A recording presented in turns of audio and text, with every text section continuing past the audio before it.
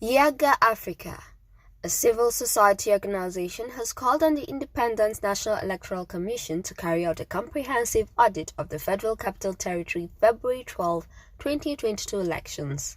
Cynthia Mbamalu, Program Director of Yiaga Africa, made the call in the group's midday situation statement on the 2022 FCT Area Council elections. Mbamalu said that the call was necessary due to the operational deficiencies noted in the elections. According to her, Yiaga Africa is offering the following recommendations due to these observations.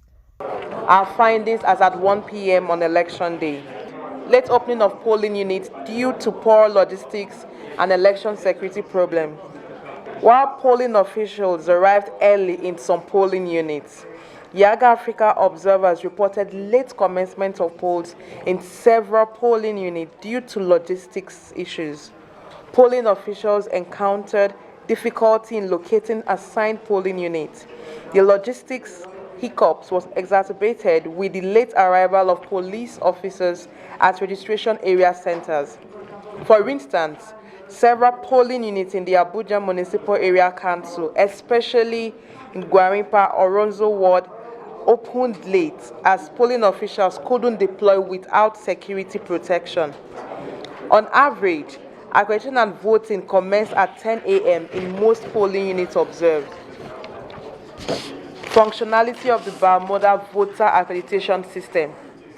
In line with the election guideline, the BVAS was deployed in all polling units observed. In some polling units observed, INEC deployed 2 BVAS machines to the polling units. Some others with over 1,000 registered voters had only 1 BVAS. In addition, the BVAS machines failed to authenticate both the fingerprints and facial biometrics of voters in some polling units visited, causing further delays to the process of accreditation of voters, with some voters unable to be accredited. Voter disenfranchisement. Yiaga Africa observers reported disenfranchisement of voters as a result of missing names on the voter register that was deployed to the polling units.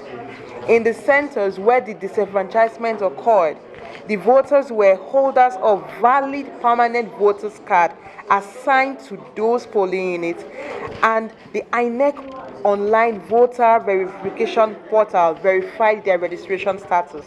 Imbalance in distribution of voters to polling units. Yiaga Africa observed that the imbalance in the distribution of voters to polling units affected the effective management of polling units, especially polling units with over 1,000 registered voters. This led to overcrowding in some polling units observed. The observation revealed that some polling units had as many as 2,500 registered voters, while others had less than 5 voters within the same location. Yiaga Africa notes that these inconsistencies question the reliability and accuracy of the Commission's framework for the expansion of polling units. Inconsistent communication on election security. Yiaga Africa notes with dismay the confusion created by the irregularity in the information from security agencies on the restriction of movement. Yiaga Africa notes that this inconsistent communication from security agencies undermines public confidence in the transparency and objectivity of security agencies during elections. INEC officials should act in utmost sense of integrity, transparency, and professionalism in the collation and declaration of elections results. To the security agencies should ensure that their personnel act in utmost professionalism and remain impartial throughout the conduct of this election. To political parties, Yiaga Africa calls on political parties, candidates, and the supporters to refrain from disrupting the process and attempt to undermine the elections. Executive Director of Yiaga Africa, Samson Itodo, said the organization remained committed to providing accurate and credible information on the process and will continue to watch the process until the end of voting and the posting of results. In addition, as indicated earlier, Our collation center observers will be deployed to the collation centers at the local governments, and they will be providing information on the collation. We call on all those participating in the process, especially the voters, not to be deterred by the challenges, but rather remain patient as they continue to cast their vote and monitor this process to its logical conclusion.